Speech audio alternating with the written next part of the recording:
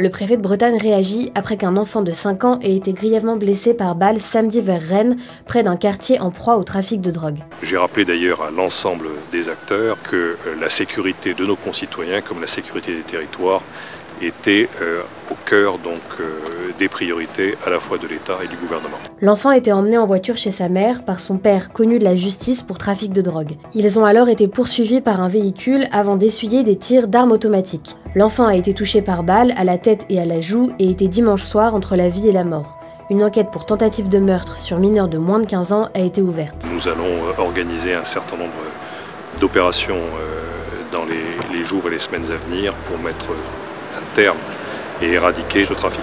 La scène s'est déroulée à Passé, non loin du quartier de Maurepas à Rennes, d'où le père est originaire.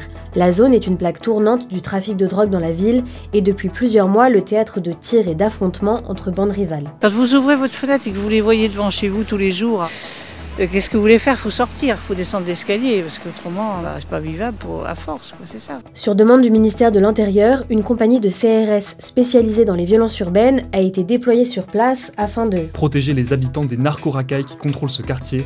La guerre que nous devons mener doit être totale. Au-delà des mesures exceptionnelles qui ont été prises, ce sont des moyens constants que réclame Nathalie Appéré, la maire de Rennes. Ce que je souhaiterais mettre en place, c'est un dispositif qui puisse permettre de pérenniser une présence policière au quotidien dans ce quartier qui doit pouvoir vivre en toute sécurité comme y aspirent tous nos concitoyens.